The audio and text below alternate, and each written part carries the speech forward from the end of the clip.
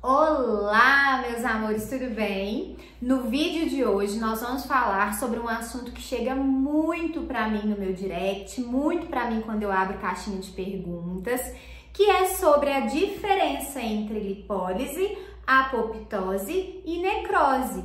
E quais aparelhos fazem o quê? Quais recursos fazem o quê? Quando eu uso o recurso X, o que é que acontece com a gordura do meu paciente, com o adipócito do meu paciente? Para onde que essa gordura vai? Como ela é degradada? E principalmente nós vamos falar sobre fisiologia, porque quando eu entendo a fisiologia, eu entendo o conceito de qual aparelho usar e em qual momento usar, certo? Então nós vamos falar um pouquinho sobre lipólise, apoptose e necrose. Eu vou começar falando sobre lipólise porque eu acredito que seja o recurso mais usado na maioria das clínicas. Então, ultrassom de alta, 3 MHz, 1 MHz, eletrolipólise, que são as nossas microcorrentes, LED, laser, correntes excitomotoras, todos esses recursos que nós temos no nosso dia a dia para poder fazer a lipólise. Fran, o que é a lipólise? Eu vou tentar levar esse vídeo da forma mais didática possível, da forma mais específica mesmo possível, para que vocês entendam e para que vocês possam começar já a trabalhar aí com isso que eu vou falar, tá? Então vamos lá. Lipólise, lipo vem de gordura e lise vem de romper, quebrar, lesar. Então a lipólise nada mais é do que a quebra do triglicerídeo. O triglicerídeo é a forma em que a nossa gordura é armazenada no nosso adipócito, que é a nossa célula de gordura. Então, lipólise é a quebra do triglicerídeo, que é a forma em que nossa gordura é armazenada no adipócito.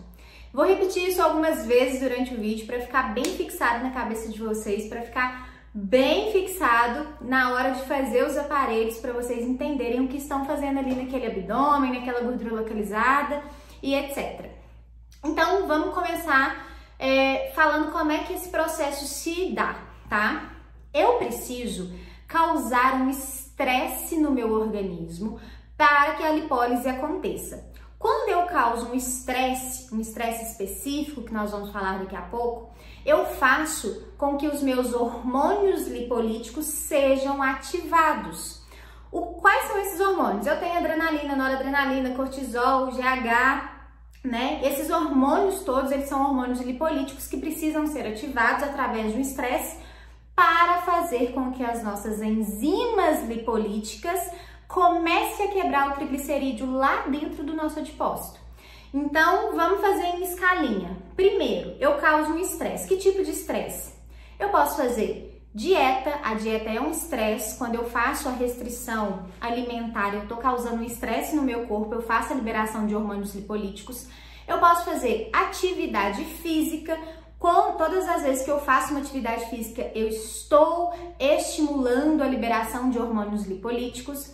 Eu posso fazer eletroterapia, que é o que nós temos disponível na nossa clínica.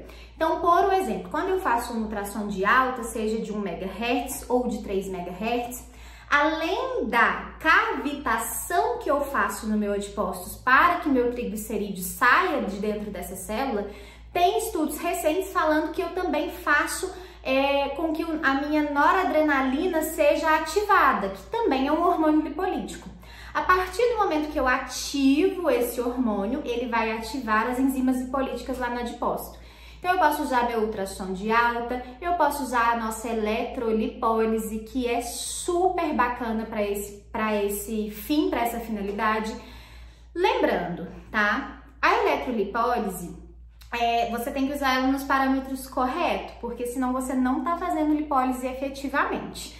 Outra coisa, vou falar de algo muito pessoal. Eu não uso mais eletrolipólise com agulha, já tem bastante tempo. Eu acho que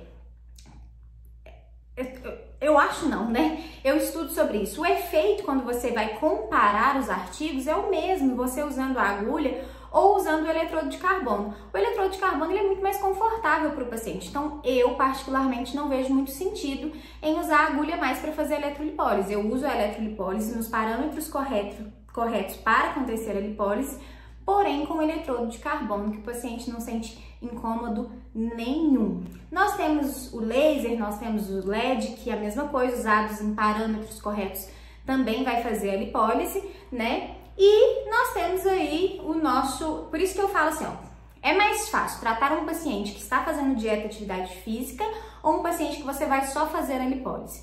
Um paciente que está fazendo dieta e atividade física. Por quê? Esse paciente, ele está tendo liberação o tempo todo de hormônios lipolíticos que vão potencializar ainda mais a lipólise que eu estou fazendo com os aparelhos. Então, quando eu falo, por exemplo, atividade física libera hormônio lipolítico. Quando eu faço uma corrente excitomotora, alce, russa, uma plataforma vibratória, por exemplo, eu estou estimulando hormônios lipolíticos. Então, todos esses recursos estão disponíveis para que nós possamos potencializar o tratamento do meu paciente. Então, vamos lá. Fui lá, coloquei o paciente na eletrolipólise. O que vai acontecer é, fiz o estímulo do hormônio lipolítico, o hormônio lipolítico vai chegar lá no nosso adipócito, vai ativar o nosso beta-receptor, que vai ativar as nossas enzimas para fazer a quebra do triglicerídeo. Este triglicerídeo, por sua vez, vai ser rompido em 3 moléculas de ácido graxo e uma molécula de glicerol. Então, aí a mágica começa a acontecer. Quais são as enzimas principais que trabalham nessa lipólise, nessa quebra do triglicerídeo? Eu vou ter a lipase hormônio sensível, eu vou ter a lipase triacilglicerol e eu vou ter o monoglicerol lipase. Então, a monoglicerol lipase, essas 3 enzimas vão ser as principais enzimas que vão começar o processo de quebra do triglicerídeo em 3 moléculas de ácido graxo e uma molécula de glicerol. Beleza, Fran, entendi. Então fui lá, ativei meu hormônio lipolítico, meu hormônio foi lá, ligou no adipócito, que ativou minhas enzimas lipolíticas, que fez a quebra do triglicerídeo. E agora? Para onde essa gordura vai? Então vamos entender.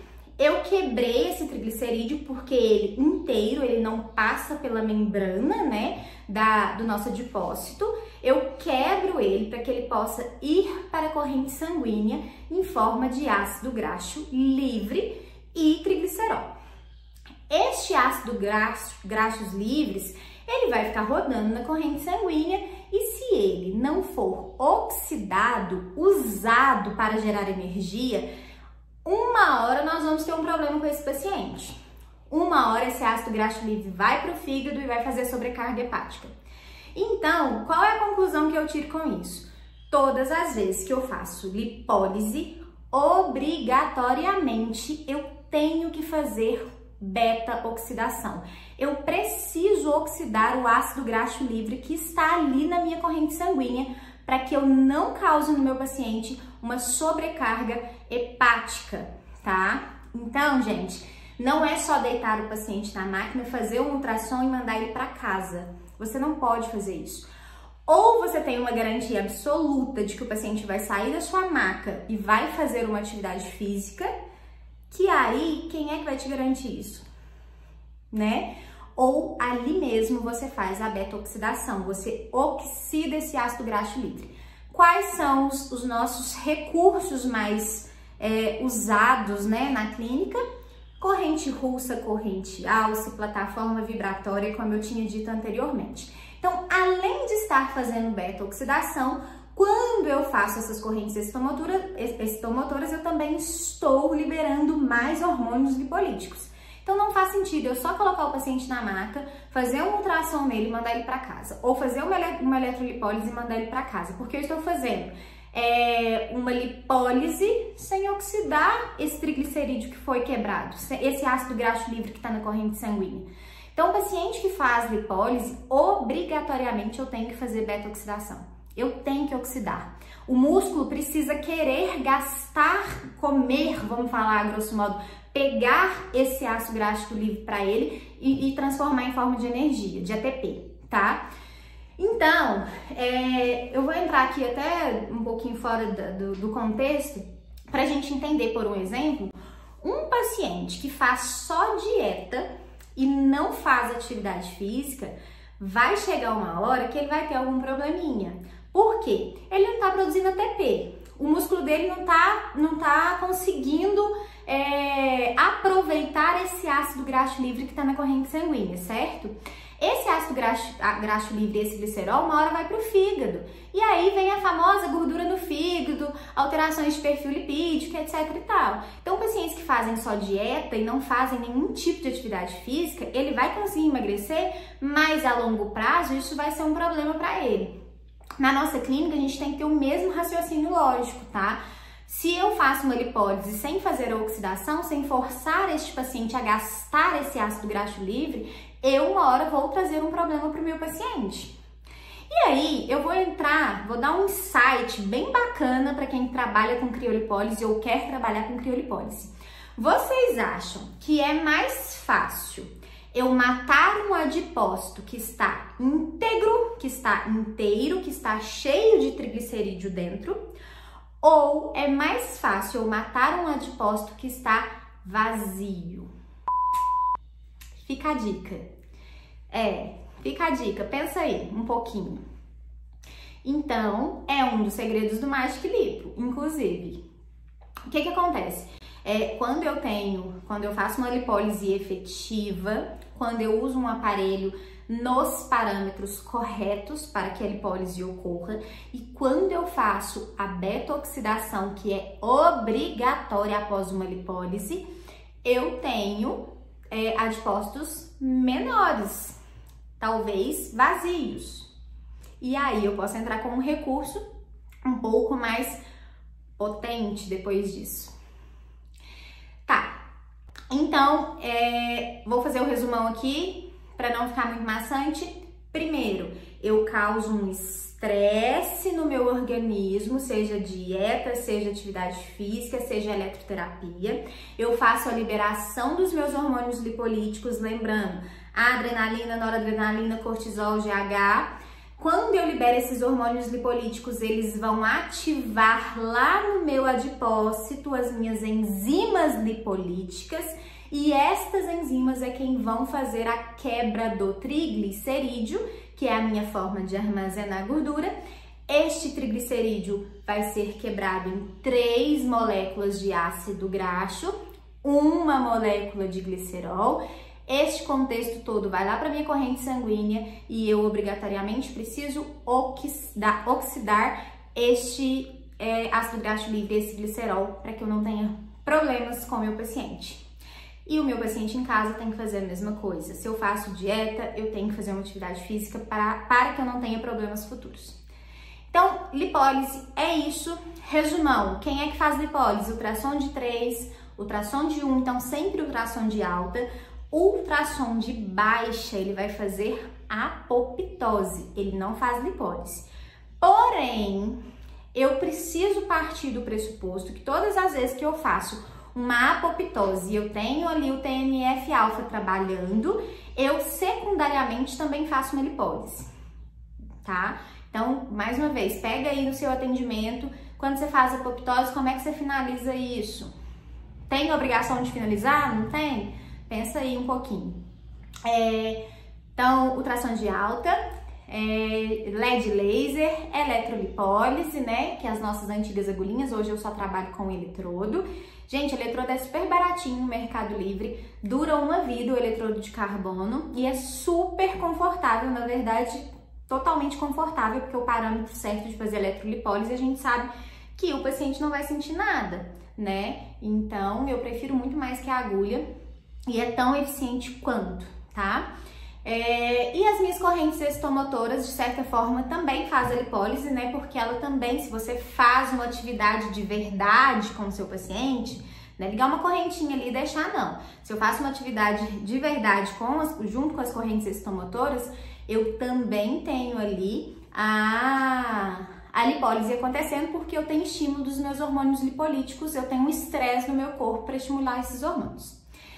Tá, e a apoptose, Fran? Bom, a apoptose é minha paixão, é o meu...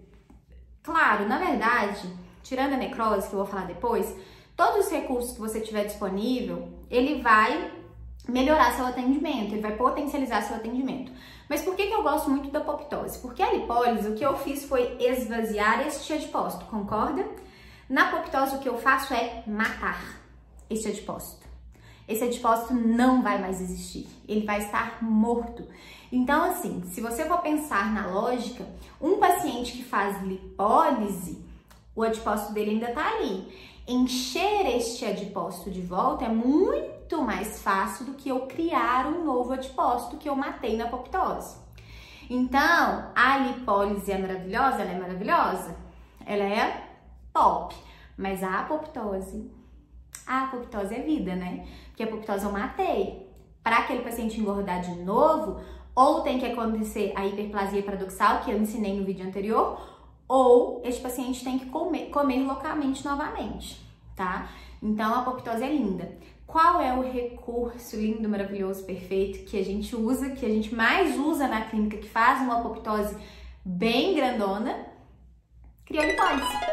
A criolipólise, ela faz apoptose. O ultrassom de baixa também faz apoptose. Alguns artigos recentes vêm falando de ondas de choque e radiofrequência, que também nos parâmetros corretos vai induzir a apoptose. Mas, em questão de quantidade, quanta célula de gordura eu consigo matar de uma vez só, com certeza a pioneira é a criolipólise, tá? Então, vamos entender o que é que acontece quando eu congelo, ou quando eu faço um ultrassom de baixa, ou quando eu faço uma onda de choque, ou uma radiofrequência, tá? Quando eu congelo um adipócito, quando eu coloco a minha gordura ali dentro da minha manopla, né, e eu faço o resfriamento, ali eu vou ter basicamente uma hipóxia. Eu vou reduzir a oxigenação celular, eu estou traumatizando essa célula, eu tô causando um trauma nessa célula a ponto de que ela não consiga sobreviver futuramente. Então, o que é muito bom deixar claro? Quando eu faço congelamento, eu não estou matando imediatamente a minha célula de gordura, meu adipócito. Na verdade, eu estou lesionando ele, eu estou lesando aquela célula para que ela não se alimente mais de triglicerídeos e etc. Então, no momento do congelamento, eu faço essa lesão celular. Essa célula, ao longo do tempo, e aí vou falar disso também, ela não vai conseguir sobreviver porque ela foi machucada. Então, nós vamos ter alguns ativadores aí, as caspases, TNF-alfa, que vai fazer basicamente o quê? Ela vai ali gerar um processo inflamatório transitório para que essa célula morra. Então, é uma morte celular programada. Todas as minhas organelas vão morrendo aos poucos, vão se desfazendo aos poucos e essa célula vai morrendo naturalmente, diferente de uma necrose, que é um trauma maior. Nós vamos falar daqui a pouco. Quando essa célula morre, nós temos os nossos macrófagos, né, que vão eliminar essa célula de forma totalmente natural através da fagocitose.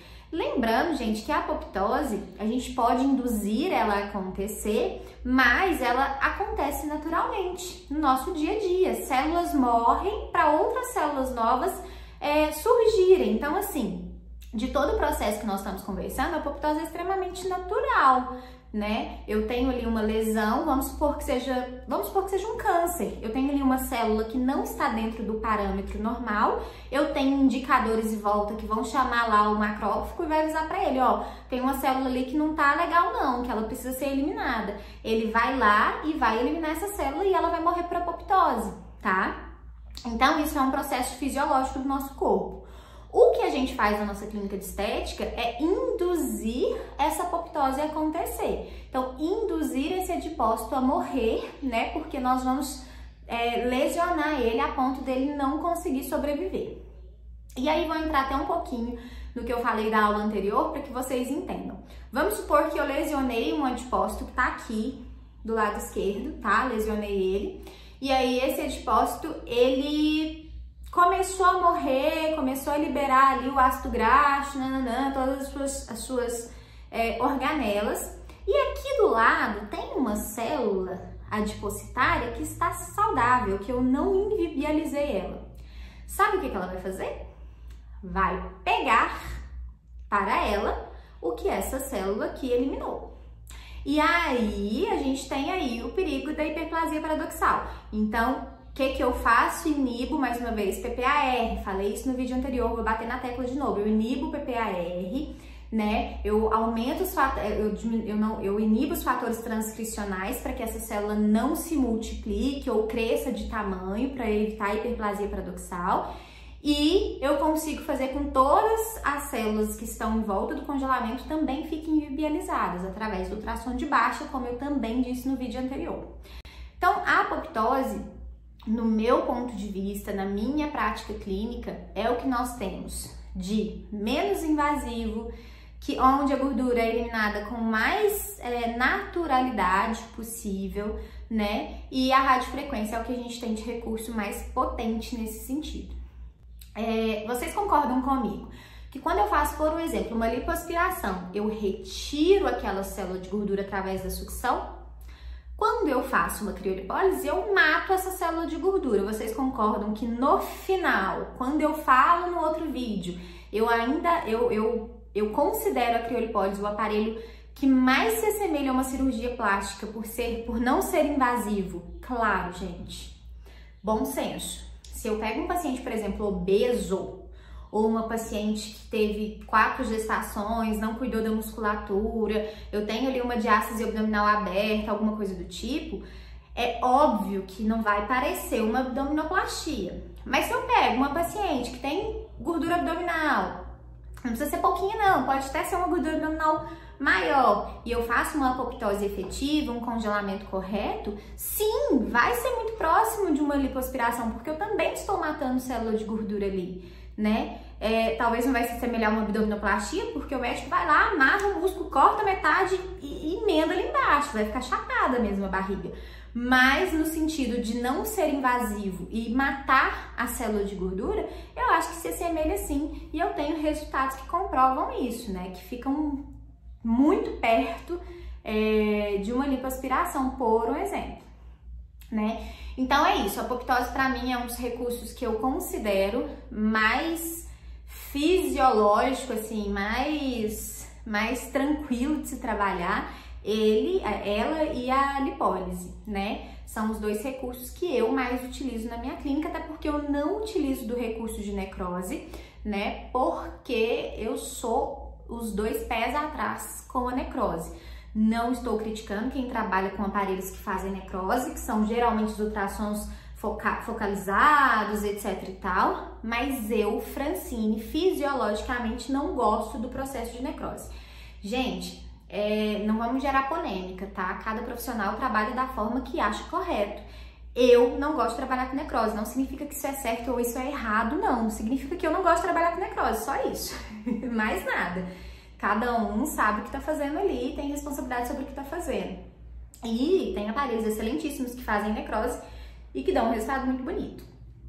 Então, o ultrassom de baixa também faz apoptose, né? Não é uma apoptose tão efetiva quanto uma criolipólise, mas ele faz. A radiofrequência também em parâmetros corretos, tempo, temperatura, ela também vai fazer apoptose. E eu tenho a hidrolipoplasia, que feita de forma correta, com os parâmetros corretos, que eu vou lá, injeto o soro, a hidrolipoplasia não aspirativa, vou lá, injeto o soro, cavito, finalizo com outros recursos aí que tem no curso, mas quando eu faço a hidrolipoplasia bem feita, eu também gero apoptose, tá? Então todos esses recursos eles geram apoptose. Eu vou repetir uma coisinha pra vocês gravarem aí e levarem pra prática clínica de vocês. Toda vez que eu faço apoptose, eu vou gerar ali um processo inflamatório transitório, e toda vez que eu tenho um processo inflamatório transitório, eu posso ter lipólise secundária, ok? Se eu, todas as vezes que faço apoptose, eu posso ter uma lipólise secundária, eu vou deixar uma bombinha na mão de vocês. Eu faço corrente, eu faço beta-oxidação ou não precisa? O que vocês acham? Tem briga, hein? Tem briga sobre isso aí entre profissionais da área. Tem briga. Mas tem artigo também, então dá para estudar sobre isso. É só para deixar um pontinho de interrogação aí na cabeça de vocês. O que vocês acham? Vamos de novo, se toda vez que eu faço apoptose eu tenho um nível de fatores inflamatórios transitórios ali, e toda vez que eu tenho esses fatores inflamatórios transitórios eu também tenho chance de uma lipólise secundária, eu faço a beta-oxidação ou eu não faço? Enfim, então falamos de lipólise, de quais os recursos fazem lipólise, falamos de apoptose, quais os recursos fazem apoptose, com ênfase na criolipólise, porque é sim o aparelho que mais faz apoptose de todos os recursos que nós temos não invasivos na nossa área, tá? E vamos falar um pouquinho de necrose. Eu já vou adiantar que eu não vou me estender muito sobre a necrose, porque eu não trabalho com necrose. Fisiologicamente, eu não gosto muito do processo de necrose, mas eu vou falar um pouquinho sobre ele com vocês. Por quê? O que acontece? A necrose, ela é diferente da apoptose, onde a morte vai ter uma morte programada, onde aquelas organelas vão ter tempo de irem se diluindo, né, fazendo pequenas partículas para serem fagocitadas. Na necrose, não. Eu causo uma lesão, eu causo um trauma na minha célula de gordura, no meu adipócito, a ponto dele explodir na hora do trauma. Então, essa célula, todo o conteúdo que está dentro dela sai íntegro para o cortisol, sai íntegro para o espaço extracelular. Todo o conteúdo que tá ali sai íntegro. Então, eu tenho triglicerídeo inteiro, não degradado em ácido graxo e glicerol, eu tenho mitocôndria inteira, eu tenho tudo inteiro saindo ali pro espaço extracelular.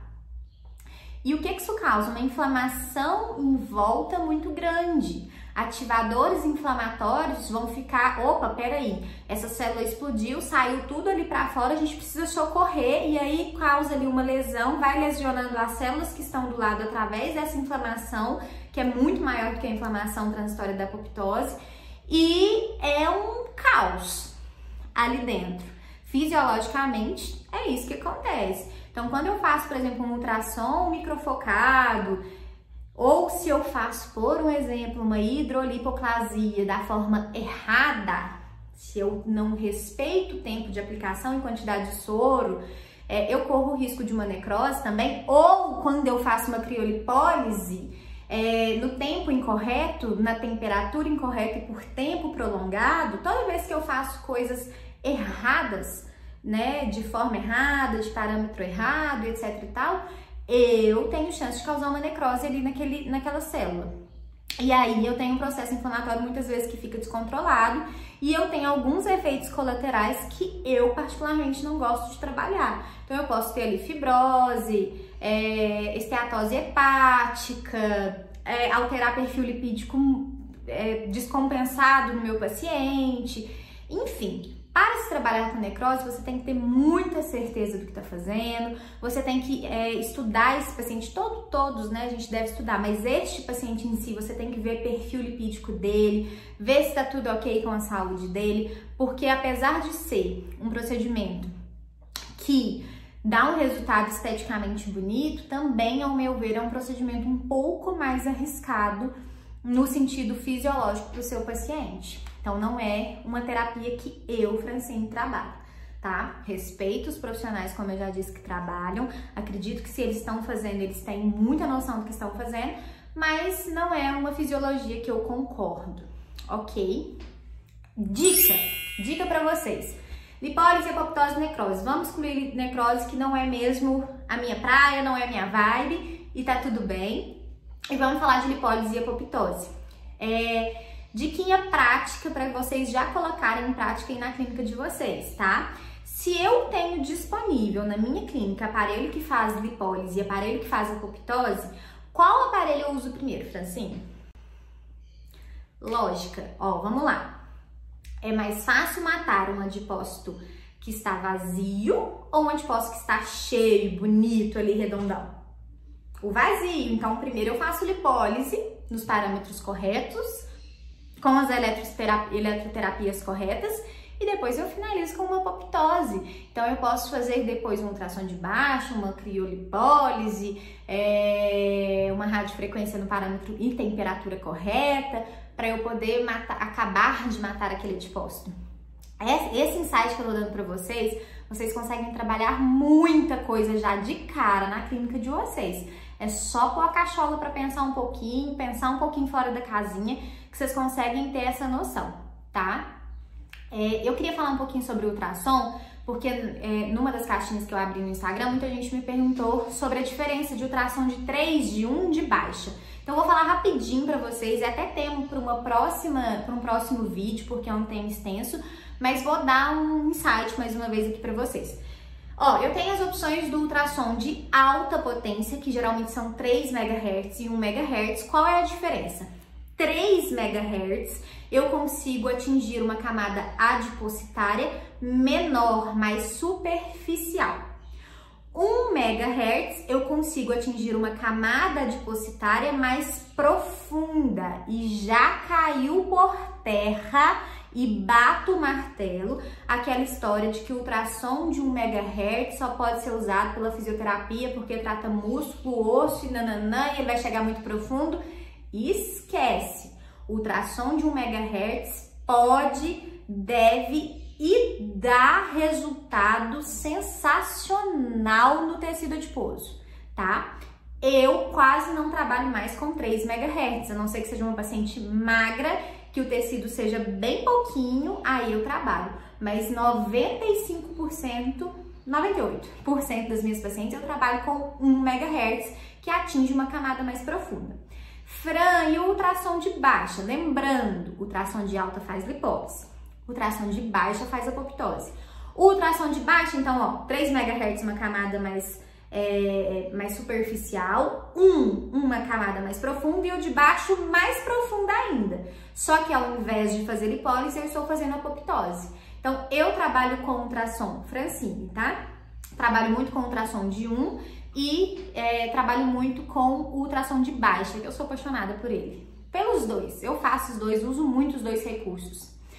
Queria só lembrar uma coisa pra você que assistiu o vídeo anterior, ou se você não assistiu o vídeo anterior, que quando eu trabalho com criolipólise, que é o nosso foco do canal, que é o nosso foco de vida, que é o foco do Magic Lipo, que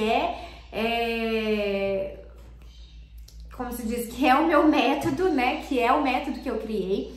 Eu posso usar todos esses recursos que eu acabei de contar pra vocês, ou eu posso usar só a criolipólise. Eu falei isso no vídeo anterior. A criolipólise sozinha, ela tem que funcionar. Ela tem que fazer apoptose. Se for uma crio boa, se você usar no tempo certo, se você usar no parâmetro correto, se você sabe medir a temperatura na pele do seu cliente, ela sozinha tem que funcionar. Mas vamos lá, se você tem outros recursos na sua clínica, que são todos esses que eu dei de opção para vocês aqui nesse vídeo, por que é que você não vai potencializar seu resultado? Você pode preparar a pele desse paciente, você pode finalizar a pele desse paciente com esses recursos que eu falei. Então não faz sentido, se você tem outros recursos, você não usá-los para potencializar o resultado desse paciente. Fran, se eu fizer seu curso, o Magic Lipo, seu método, e usar só a criolipólise, eu vou dar resultado? Você vai dar resultado. Só que se você conseguir associar com o que você tiver na clínica, você vai dar muito mais resultado. Então, fica a dica. Obrigatoriamente, uma criolipólise tem que fazer apoptose efetiva, mas se eu tenho a opção de dar um bônus para o meu cliente, eu vou dar este bônus, entendendo o que eu tô fazendo, entendendo o que é lipólise, entendendo o que é apoptose, entendendo o que é necrose, que eu vou deixar de lado, entendendo quais os riscos eu corro fazendo parâmetros errados, aparelhos no momento errado, usando o tempo errado. Gente, é muito engraçado isso. Eu errei muito no começo, sabe? Eu errava demais no começo, eu errei parâmetro, eu errei tempo. E artigo confunde muita gente, a gente sabe disso. Existem N artigos na estética, então uma hora você lê que você usa 0,3, uma hora você lê que você usa 0,9, uma hora você lê que você usa a potência máxima da máquina. Então, assim, a prática clínica me trouxe uma segurança no atendimento. Claro, os estudos também, os artigos estão aí para isso, mas eles também estão aí para serem testados. Eu contesto muita coisa que eu leio às vezes e que eu vou fazer na prática e não funciona. E aí eu mudo o parâmetro, opa, achei a chave, é aqui que funciona. Então essa prática clínica ela é muito importante, né? Mas para eu ter uma prática clínica que funciona, eu preciso ter uma teoria, uma fisiologia para que eu domine, para que eu tenha autoridade na hora de fazer meus aparelhos. Se eu não sei o que é que eu tô fazendo na pele daquele paciente, no tecido adiposo daquele paciente, como é que eu vou dar continuidade para o tratamento ser um tratamento de sucesso e me dar o resultado que eu prometi para ele no dia da avaliação? A fisiologia é muito importante. Então, hoje eu quis trazer esse tema para vocês, porque é um tema que todo mundo me pergunta. Queria dizer para vocês que sempre que eu puder, eu vou estar aqui, vou estar postando conteúdo para vocês gratuito, vou estar ajudando vocês. Qualquer dúvida que vocês tiverem, pode deixar pergunta aqui para mim que eu vou responder todo mundo. E é bom que vocês vão me dando embasamento para os próximos vídeos, né? Quais são as curiosidades, as dificuldades que vocês enfrentam na hora de atender seu paciente. Então eu fico muito feliz quando vocês interagem comigo. Se não se inscreveu ainda, se inscreva no canal, deixe sua curtida para dar uma ajuda pra gente. E, mais uma vez, dúvidas, só deixar aqui que nós vamos respondendo. Até o próximo vídeo.